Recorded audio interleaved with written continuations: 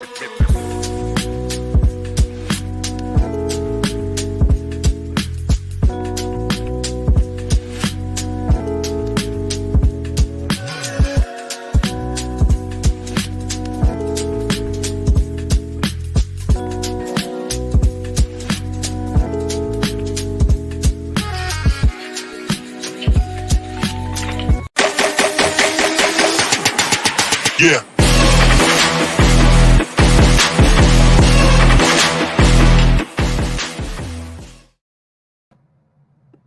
Thanks for listening to the AZ Wildcats podcast. We have a lot to get to today. Joined by Jason Shear, I'm merely Mike Luke. All right, so here, we're going to talk about Arizona EA Sports. Did they give it its just due? A lot of people quite upset. We're going to talk about Mo Krivas. Anthony Totri already in here. It's meaty Mike Luke. But we are also going to talk a little bit of realignment. Now, tomorrow it's going to be a much, much bigger show when it comes to realignment. We're going to talk about some U of A recruiting. But first, Shear woke up to good news. Our good buddy Cody James Martin texted me, us a photo. And Leah, if we could put this up here and we'll read this. Please note, as of 7/1/24, UArizona is officially retired and should no longer be used except in pre-existing instances or social media handles. See below. Shear, this was the biggest solution in search of a problem. The national Tucson nightmare is over. Good. This is awful. I am glad it is gone. What say you? Dude, they should have had a press release announcing it. Like, that's how big of news that is locally. Like, people are pumped. Right. It was just, it never made any sense to anyone. No one ever said, man, U of Arizona is a great idea. It was really weird. Yeah, it's U of A. That's it.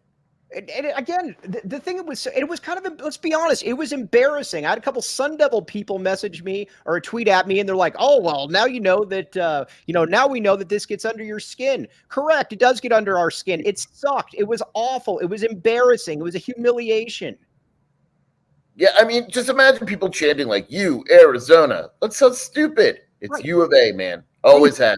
And who's the one that decided, you know what? It'd be a really good idea. Let's go with UArizona. University of Arizona works just fine. It's got a lot of history to it. It's got a lot. It's not clever. It's nothing. This was, listen, some guy asked me, he said, well, maybe this is maybe we can blame Dave Hickey for this since he gone. No, I say the other way around. Dave Hickey, this might have been a parting gift from him. Yeah, sure. We can go with that angle, but it was never Dave's. This was never Dave's idea. Dave had nothing to do with this. This was way above Dave's head. Right. Now, Leah, would you like to hop in here just for a second? Leah is also our very, very esteemed producer, is also a University of Arizona alum. Leah, what do you think of this monstrosity going away? This is the best day of my life. From the second they announced this, it was just opened the door for people to make fun of it. They made fun of it on Saturday Night Live when this first happened.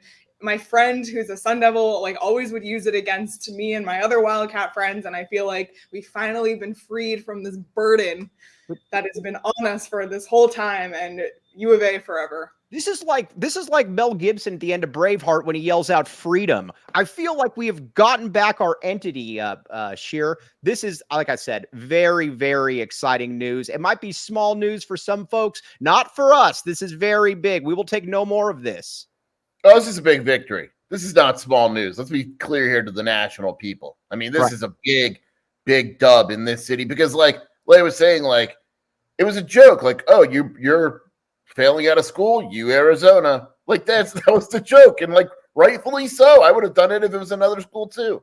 Yes, we do not. Yes. So again, we do not have that. We will fight back on this at every single possibility. And whoever got rid of this thing, whoever struck this from the record book, we are very much appreciate you. Now, the only thing that they did mess up on though, Shear, and you're right about this, is they 100% should have had a press release about this. This is press release type stuff. Yeah, this is big news. This is national press release type of news. Cody found it by accident. Someone happened to post it on Reddit, and he sent it to it this morning. And I was like, what's going on here? It's been 15 days since this news was official.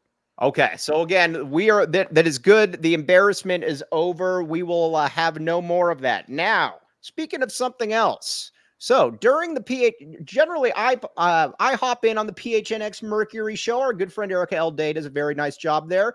But yesterday I tweeted Sheer and I said, Sheer, you better be in there this time. And Sheer said, nope, I am going to be playing. I am going to be doing the latest EA Sports. All right, now there are some questions that we need to get into about all of this. First of all, it has not been updated.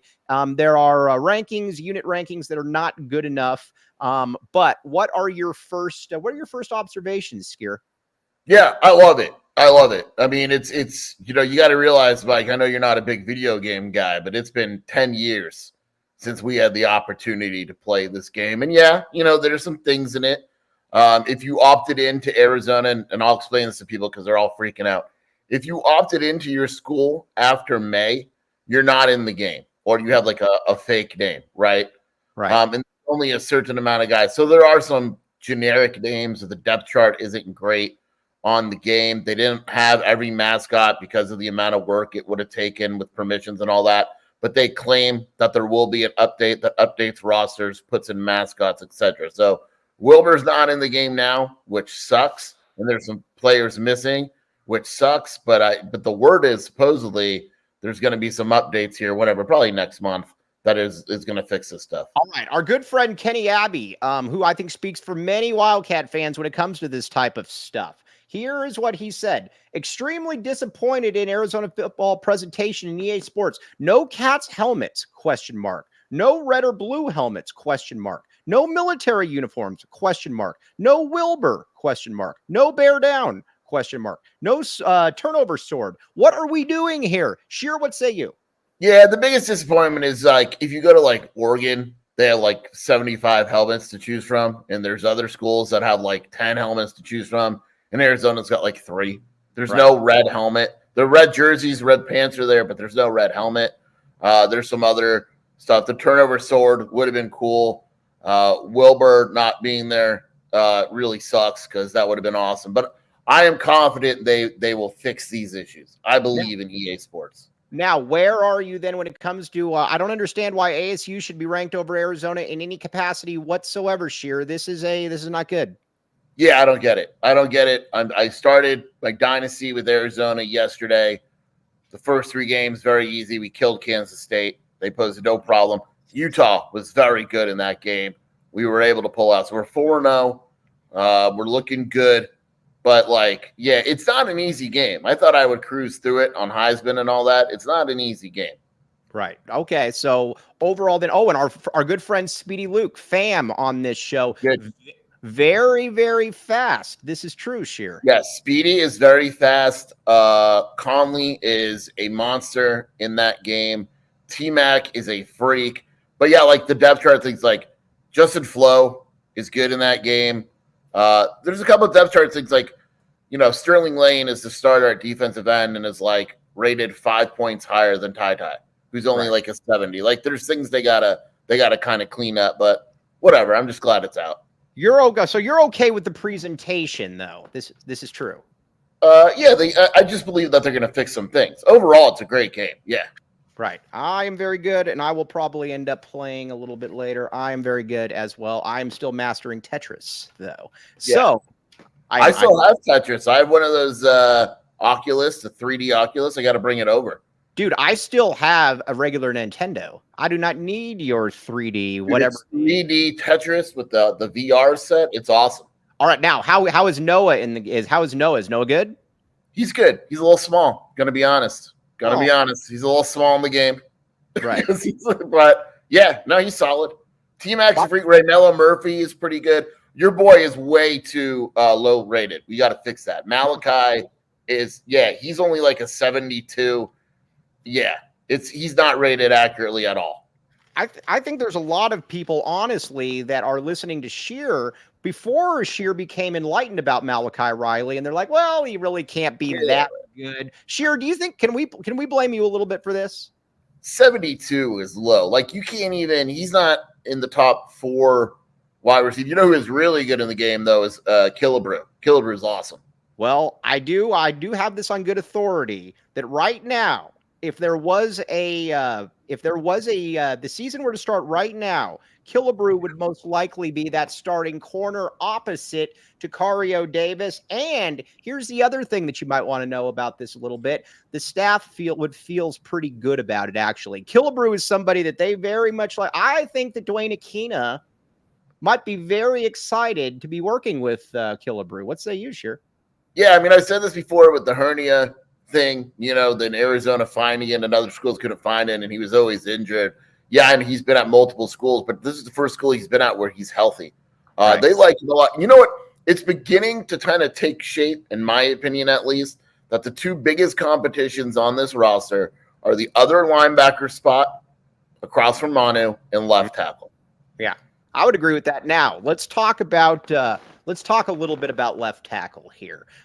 Listen, we got 4 spots that are basically in line. I'm not going to get into any details, but I would be fairly surprised if you're looking at Polito as your opening game starter at one of those lines, just for a variety of reasons. I don't see it. I'd love to be wrong. I think you got to be looking at some other people there, maybe a Jonah Rodriguez, some other types. Sheer, I would be a little bit surprised. I'll just say this. I think in order for Polito to start the first game or play considerably this season, he needs to prove that he is physically and mentally healthy enough to do so. Until he does that from our position, from the coach's position, it's really difficult to say that he's your starting left tackle.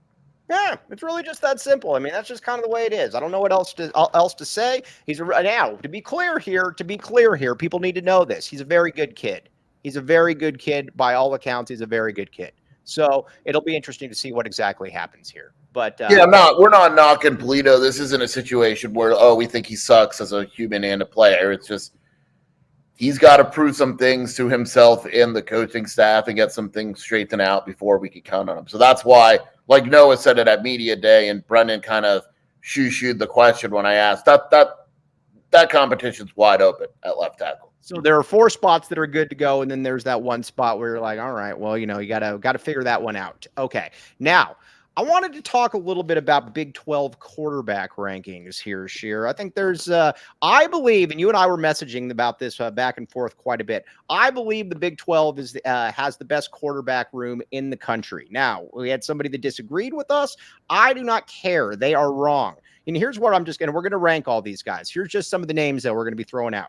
You got Shadur Sanders. You got Noah Fafita. You got Cam Rising. You got Jalen Daniels. You've got Garrett Green. You got KJ Jefferson. I always forget that KJ Jefferson's at UCF.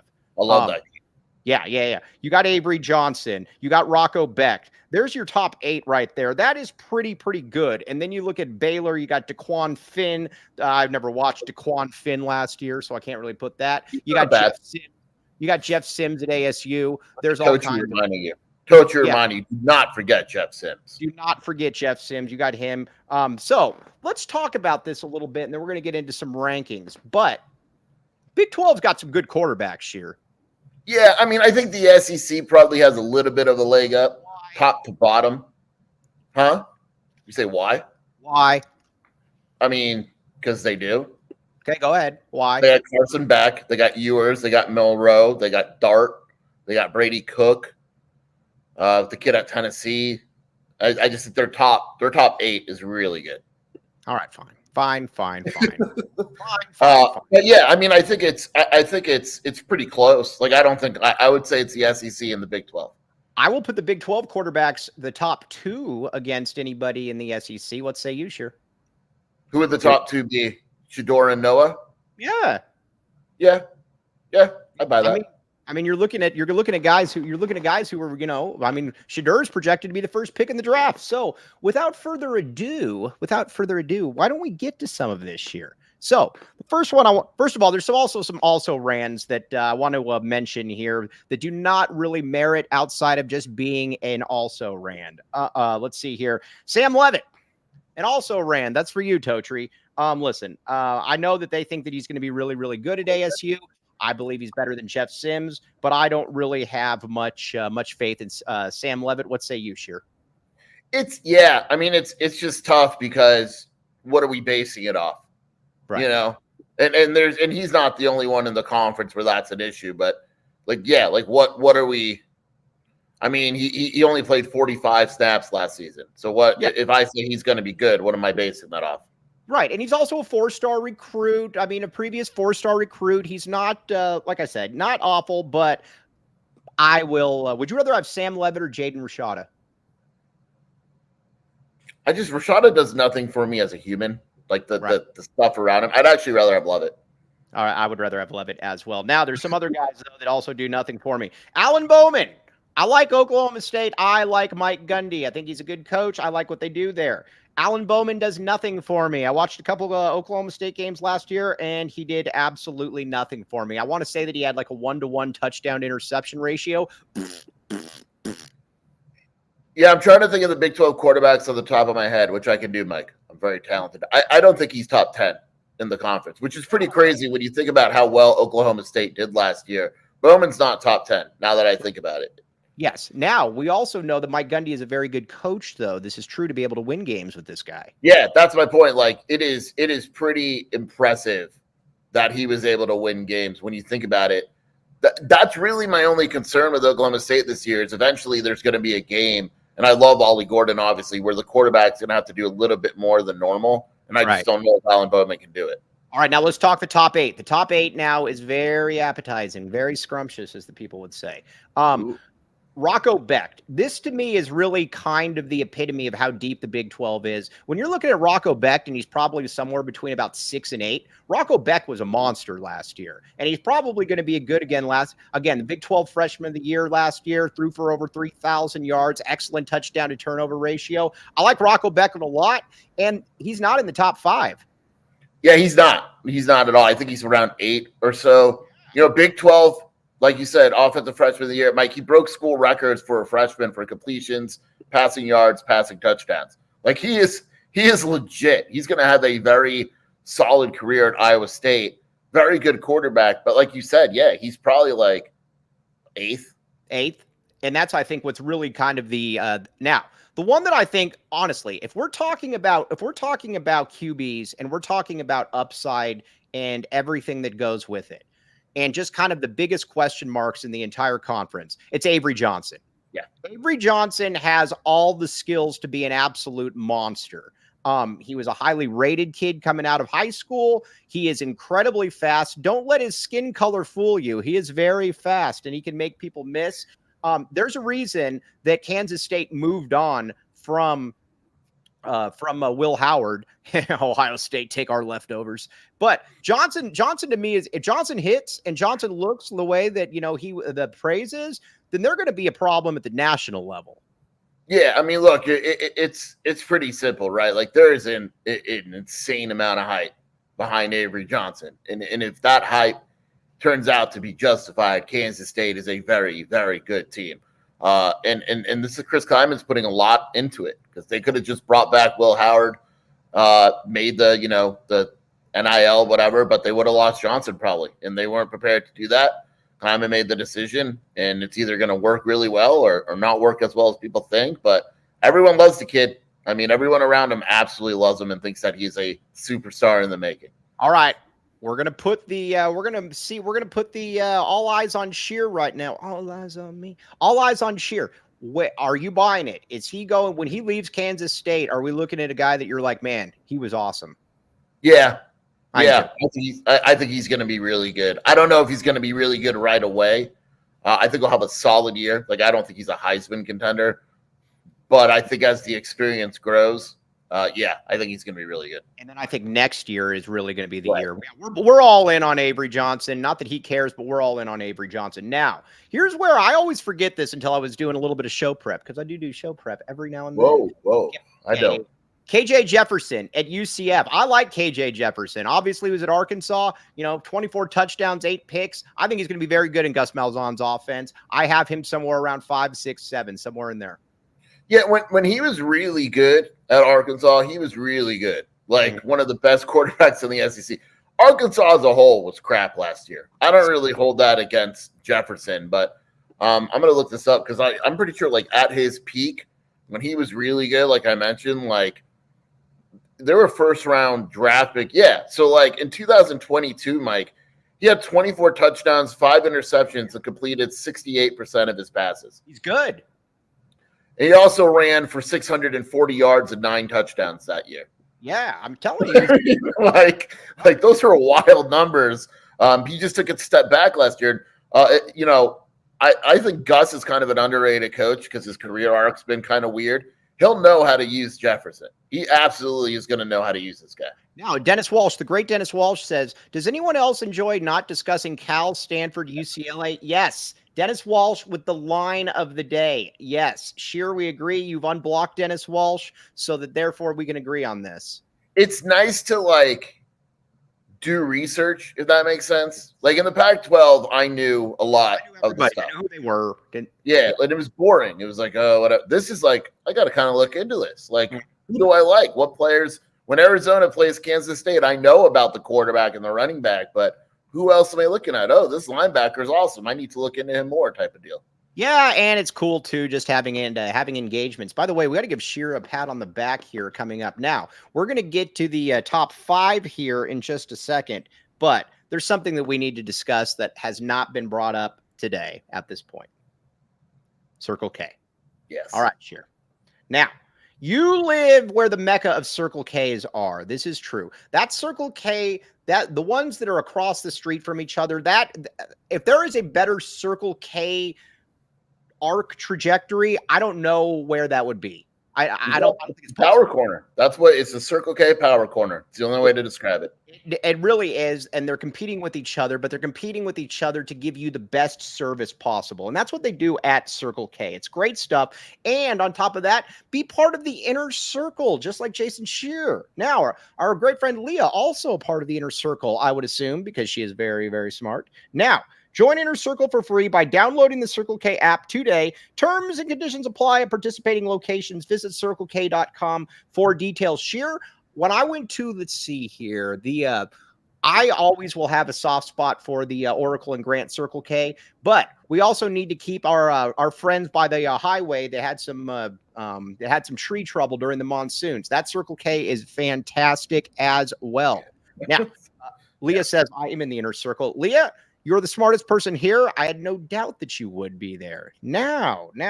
Also, Desert Financial Credit Union. Here's the deal. Now, I got to see our good friend Erica Day this past weekend. Erica Day was having a very good time at El Conquistador in the pool. But guess what Erica Day said? She said that she wished that she had a little bit of extra money. And you know what? Here's what I told her. I told her the Desert Financial Credit Union could have helped her out.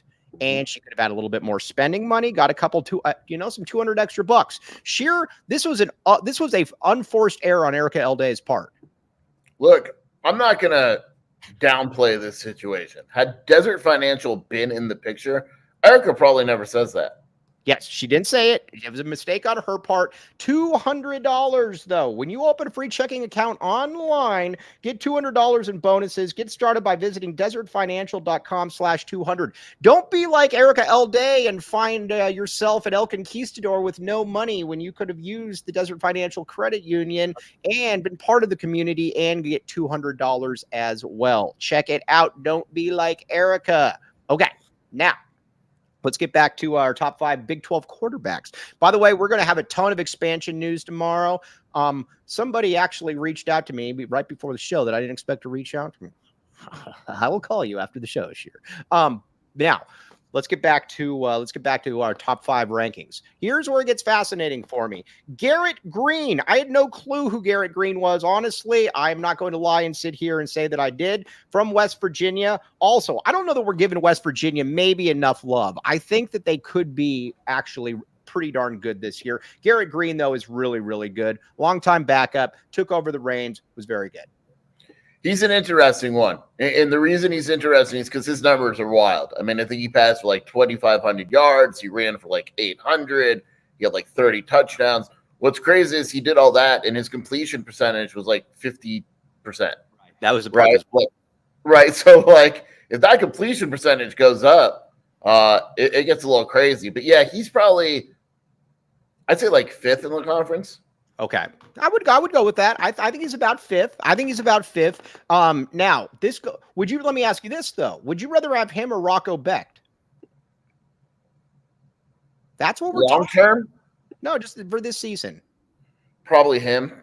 But that's what we're talking about, though. That's how deep this conference is, Sheer.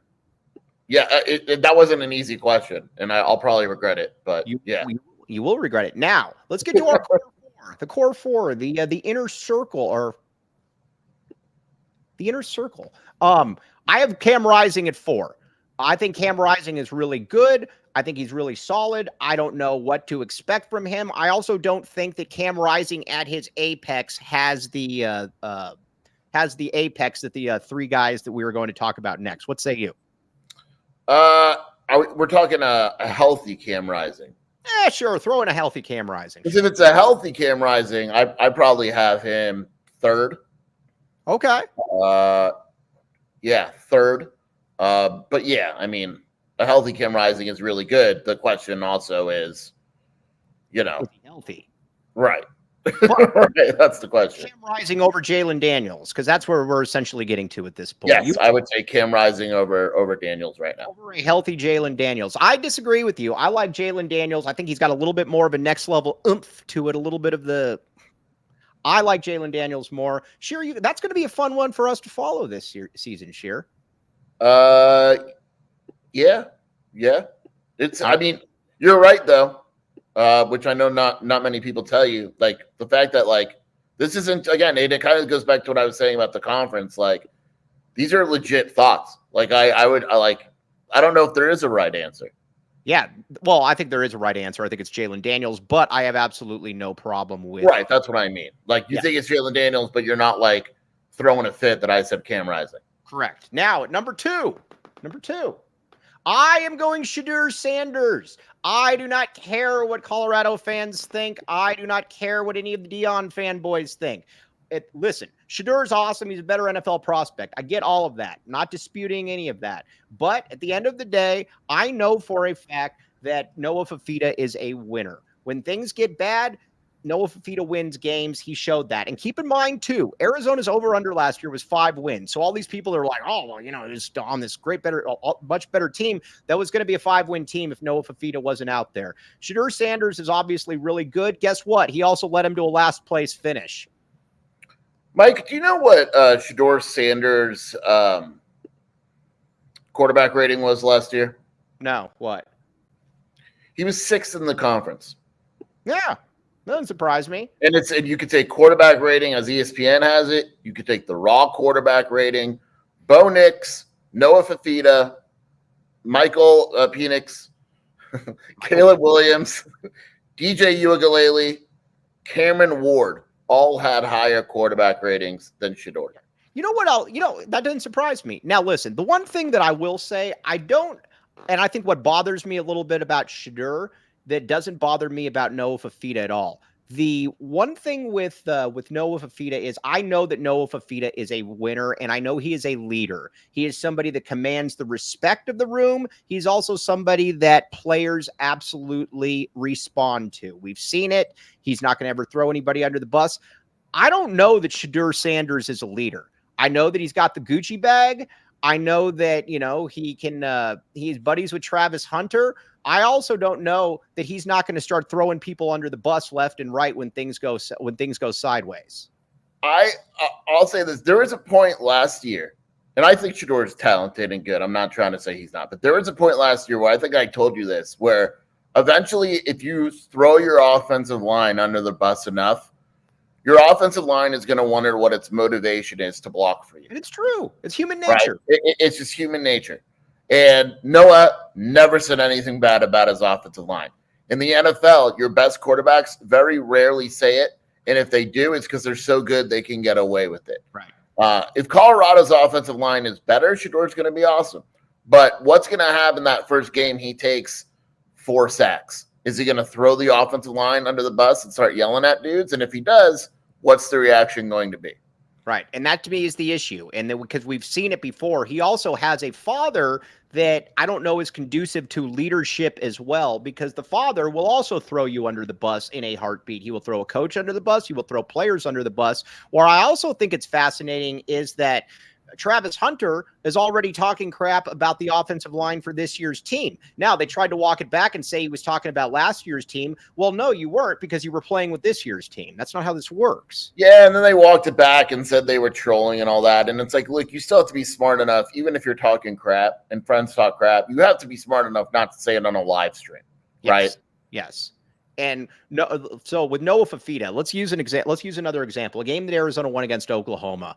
That was atrocious protection in that game. You had basically Shear and myself out there at left tackle at times. Joe Borhone, just not good enough. Noah Fafita was getting destroyed. Guess what? You never saw Noah Fafita getting on anybody. You never saw him destroying anybody because he's a leader. Here's the other thing, too, I think that people miss the boat on when they talk about leaders. With a leader doesn't have to tell you that they are a leader. You just know it. You see it. And when somebody has to tell you I'm a leader, it's kind of like the guy that tells you, oh, I really want the last shot at the end of the game. I really want the last shot. No, you just see it. You either do or you don't. Michael Jordan didn't have to tell anybody he wanted the last shot. He just did. And this to me is always something where you've got to kind of just look at it and be like, well, at the end of the day, we'll see. I am not sold at all on this. And I'm not, because here's the other thing that Shedeur Sanders also is going to have to deal with. If he does that in the NFL, it's going to get his ass beat at some point too. You just can't get away. Yeah, that's a different ballgame. You can get it away. You can get away with certain things when your dad is the coach too, right? When you go to the NFL, let's say you go to wherever and you're crapping on your offensive line. Like, there's a reason why when these quarterbacks are drafted, the first thing they do is take their whole offensive line out for dinner. Yes. Like, the first thing that you do when you are a quarterback that is drafted, doesn't matter how much it costs, you take your offensive line out for dinner because they determine your career. And if you piss off your offensive lineman by throwing them under the bus, you're done. There's a line in Dumb and Dumber, which you haven't seen, so you won't know this, but the real ones know, is that he says to this guy named Seabass, he says to him as Seabass is about to beat him up, he says, "I'm sorry, sir, I would have never done anything to offend a man of your size." That's what it comes down to with the offensive line. You don't want to offend men of your size. And that's kind of where it is, I think, with either way, I'm taking Noah Fafita. You're taking Noah Fafita as well. This is correct. Also, we're an Arizona podcast, so yes. Now, the question is, would Jed Fish take JDL number 1 in this year's Big 12? Oh, absolutely. I mean, I'm looking at it, and I don't know for a fact that he wouldn't. Should we run with the angle that Jed Fish ended Jaden Laura's career by not living up to his word of taking him to Washington? Yeah, I think we should. I absolutely think we should. I think we should absolutely run with that. I mean, yeah, and I think it's true. All right, now, we're going to get into a little bit of Arizona basketball, but first we're going to give you a little bit of a preview tomorrow. We're going to go heavy again on conference realignment. Brett McMurphy has put out a tweet where he said that Florida State is unlikely to ever be invited by the Big Ten and the SEC. You had a lot of people, Shear, that were saying, Shear, you know nothing. They will end up in the Big Ten or the SEC. Shear, Captain Shear, good work. We are proud of you. We are glad to know you.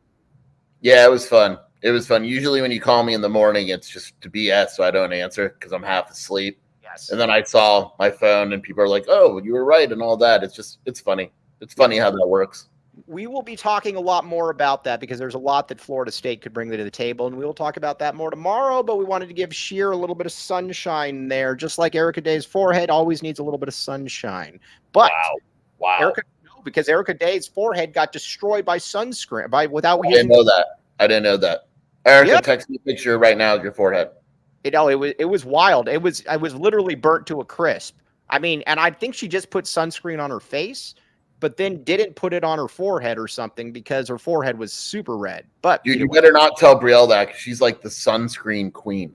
Yeah, all right. Just got to be careful with this. Now, let's get to a little bit of Mo Krivas. We got to talk about this because this is a Spacer's delight. But first, Four Peaks. Four Peaks is back, my friend. Four Peaks is back. Now, many people remember Four Peaks, and they associated with the 4 U of A big men. When you had, what was the original Four Peaks? You had Umar Ballo, leader of men. Dylan, Henry, and Krivas. Now, yeah, yes, exactly. So that's where it is. Either way, the Four Peaks, but the original Four Peaks is the beer, the Four Peaks Brewing, all kinds of good stuff. Kilt Lifter. We very much like Kilt Lifter. I like a Kilt Lifter. And here's the deal. Visit fourpeaks.com /locator to find all your favorite beers and events. Check out Four Peaks Brew or Four Peaks Pub to keep up with the latest at Arizona's hometown brewery. Must be 21 years or older to drink Four Peaks. Please drink responsibly. Sure, you're not really a beer guy, but I can guarantee you would like Four Peaks. This is very true. Yeah, I've had Kilt Lifter before. I'm a Four Peaks guy. Yep, Four Peaks, very, very good. You like it. Now, Meisner says the original was Zoo. Yes, because it was yeah. Very good, Meisner. Now, that's Four Peaks. Now, Shady Rays. That's the other one.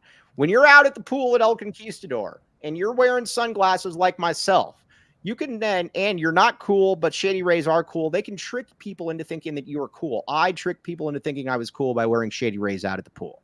And I had people saying, man, those must be Shady Rays. And they were Shady Rays. And it made me feel very good about myself because every now and then it's about me, nobody else. But here's the deal with Shady Rays. Exclusively for our listeners, Shady Rays is giving out their best deal of the season. Head to shadyrays.com and use code PHNX for 35% off polarized sunglasses. Try for yourself the shades rated 5 stars by over 300,000 people. We got to get your daughter some Shady Rays, Sheer. They're getting a little bit up there in years now. I mean, hanging out with the cool kids. I think Shady Rays would be a nice little addition to the Sheer household. Hey, we got birthdays, we got Christmas, we got Thanksgiving. Yeah, we're going Shady Rays route. Shady Rays, my friend. Check it out. Shady Rays. Use code PHNX. Thank me later. Okay. We're going to give a little bit of an homage to the Spacers. Now, many Spacers this entire offseason were concerned about shooting. And they said, we don't have enough shooting. We need to bring in lesser players who aren't nearly as good because they might take one more shot per game, like a Javier Amos. But we also told you from the beginning, though, and we've seen this in practice, Sheer, a guy to keep a very, very close eye on is Mount Krivas. Now, Leah, if we could maybe show some of this video right here. This is Mount Krivas, and we've seen this. We have seen this up close, and people, you don't really believe it until you see it, but wait until you see some of these three-point shots here, Sheer. Wait till you see him just hoisting this up like it's nothing. And but we have seen this.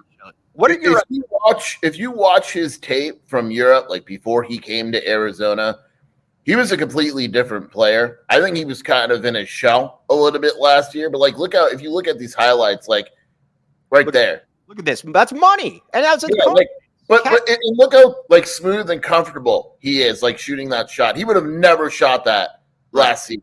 Never. Right. And let's be honest here. There is something Tommy Lloyd and Marcelo Martinez asks, will he be allowed to shoot threes, though? Yes, he will be allowed to shoot threes. Tommy Lloyd was not letting Umar Ballo, leader of men, go for no reason if he didn't have ultimate faith in this kid. I believe, and I'm going to continue to say this, as good as Umar Ballo, leader of men, was, that I believe that Krivas has another level that Umar Ballo, leader of men, I don't believe can ever reach. And I think that you're going to start seeing some of that this year, Sheer.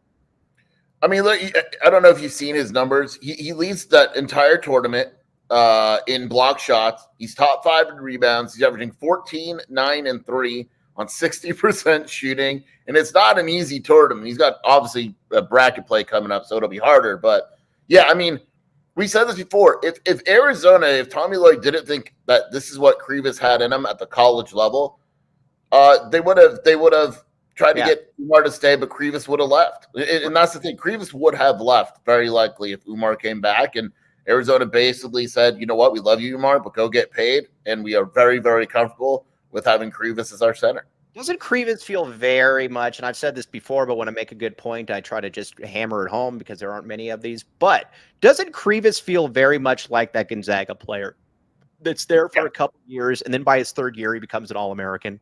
Yeah, absolutely. Now, Tommy's very, I know it hasn't hit at Arizona a lot, but Tommy's like, Umar was not good when he came to Arizona, and people questioned it. And Tommy goes, look, just trust me here, right? And I'm not saying this is going to happen with a guy like Conrad or whatever, but if Tommy says, trust me here, he's earned it, though. He's earned it. If he says, trust me, Krivas is going to be really good by the time he leaves Arizona, he's earned that trust. Okay. All right. That's, That's By the fair. way, Conrad leads the tournament in assists and only about 12 minutes of action per game. My God. You and I, though, you don't feel great about where Conrad's future is, though, at the U of A. Let's be honest. Let's be honest. But with back to Mount Krivas, the one thing though that I don't want people to get ahead of themselves. I've seen that he's projected as a first-round pick next year. I don't see that. I really don't see that. I think it's going to take him a year or two because here's the things that we still got to worry about though with him. And I like Mount Krivas a great deal. First of all, he's not the strongest dude in the world, and he still has a lot of issues when it comes to people swiping the balls away from him. Just not. And there's things that I think he needs to work on from a strength, from a coordination perspective. If he were in the NBA, I think he'd be in the G League. I just don't think he's nearly ready. I think he will be ready at some point, but he's not there yet. Yeah, I think it's a year away. I mean, now look, if he makes that jump, Arizona's going to be awesome next year, right? If he plays like an NBA first round draft pick, but I think he's a year away still. Yes, I think he's a year away, but that is something to keep an eye on, though, because he is going to be allowed to shoot threes, though, and that would be the first big man here that has been allowed to shoot threes. I mean, Umar Ballo, you did not want shooting threes, obviously. Dylan would have been one of those guys if Dylan stayed around, but Dylan didn't stick around, obviously. Then Henry is going to be allowed to shoot threes. I don't know that I want Henry in the game, but if he's in the game, he's going to be allowed to shoot threes. Koloko obviously wasn't willing to shoot wasn't going to shoot threes, so I get that one as well. I don't think Tommy would ever tell a guy not to shoot anything, to be honest. It's just not that's not how he coaches. If anything, he'll tell guys to shoot. Now, look, if Umar went out and shot 8 threes a game, maybe there'd be some stuff there, but so you think if Umar went out there and shot a 3 within the confines of the offense, Tommy Lloyd's not saying anything? It'd be close. I don't know. That would be vital part of the game, or are we talking like Arizona up 10 with 3 minutes to go? Yeah, fair enough. All right. I don't think he's going to ever allow it, though. Now we got to give a little bit of shout outs to somebody else as well. Carter Bryant. Carter Bryant is very much impressed the coaching staff so far. Carter Bryant's going to play. We talked about it before. I don't think that he's going to start, but he's not going to start. But I do believe that his role is going to be a KJ. I almost said KJ Jefferson, a KJ Lewis type situation there. He's going to play probably 17 to 22 minutes per game, I believe. Yeah, we're in agreement there. He'll play kind of the KJ Lewis role in terms of minutes, and then next year he'll start and take that big jump, assuming he'll have the same decision that Lewis did. Do you want to go to the NBA and get drafted low first, high second, whatever it may be, or come back for another year and challenge to be a lottery pick type of deal? All right, now, Keshad Johnson. Got to give some Keshad Johnson some love. He has looked absolutely amazing in the summer league, what he's been able to do. He can guard a variety of different positions. He can, he can make the open 3. He's going to be on a roster somewhere. The best part about all that is like the Lakers fans really wanted the Lakers to draft Keshad. Right. And obviously they drafted Bronny, and Bronny's been god awful in summer league, like really bad. And then Keshad is just killing everyone. And it's like, man, the Lakers really could have used Keshad. I hope that it's the Heat that keep and sign Keshad, because I think he's a great fit there. I just do. He's a great fit for the Heat. The other thing with Keshad that I think is very that Keshad Johnson to me is a great recruiting tool for Tommy Lloyd, because Keshad Johnson, had he stayed at San Diego State, he was not going to be in this situation. He was not going to be allowed to show what he could show. He would have just been more of a junkyard dog type, and Tommy Lloyd has allowed him to do that. That's a great recruiting tool for Tommy Lloyd. Yeah, I mean, San Diego State is really well coached. That's just not their style. Tommy Lloyd, especially with the portal guys, could say, look, he did the same with Toby Awaka. Right. It was the same pitch. Like, Toby, we think you're way better offensively than Tennessee and Rick Barnes allowed you to be. Come to Arizona. You're going to play a little more, but most of all, we're going to show people you have an offensive game, because the only way you're making the NBA is if you show people you have an offensive game, and that's what we're going to let you do. Yeah, so again, I think it's a good recruiting tool for him. Marcelo Martinez says, great point, Mike. I will take the great point compliment. I need all of those compliments. Now, tomorrow we're going to talk a ton more about realignment. We're going to talk about where all of these schools kind of fit in. We're going to get into Brent Brennan as well, why some of these schools, Duke's never going to the Big 12, anybody, North Carolina never going to the Big 12. That's not going to happen. Those are not probably just natural fits. How about that? But that doesn't mean that we can't have many more scrumptious options at the table as well. Also, no better time to become a PHNX diehard. All kinds of really good stuff going on. Our good friend Jacob Franklin, I don't know if you saw this or not, Jacob Franklin was at the All-Star game listening to one of the greatest national anthem renditions known to man. Dude, did you see what she released today? No, what'd she say? That she was blitzed and she's going to rehab now because she was completely drunk. Well, dude, that actually, I don't know if I feel good that she did the national anthem drunk, but maybe it's an excuse because that was bad. That was as bad as it gets. I mean, that was really, really bad. Carl Lewis, Roseanne, Fergie. I mean, that was right there with all of them. At least Carl Lewis tried, though. Like, he just sucked. Whereas but Jacob Franklin was there. But either way, back to my point about PHNX, no better time to become a diehard because you can follow the Chronicles and they have all kinds of good stuff with the D-backs coverage, obviously, all kinds of stuff. Check it out. And Sheer, where can they find you? WildcatAuthority.com. We have a sale going on. Today's the last day. Sign up, 50% off annual sub, $1 for the first month, or the Wildcat Scoop podcast with Shelby. All right. And again, got to give a massive shout out to Leah. Leah has done a great job navigating the show and we very much appreciate Leah. And again, so on that note, we will be back with you tomorrow, though. We're going to talk a lot more conference realignment. I'll call you when I get off the show. But again, all of you out there, you are the ones that make the show, even you, Totri. But because again, I can't do it without you. On that note, though, for Jason Shear, for the great Leah behind the scenes, I'm merely Mike Luke. You have been listening to the AZ Wildcats podcast. We all silly like the mayor.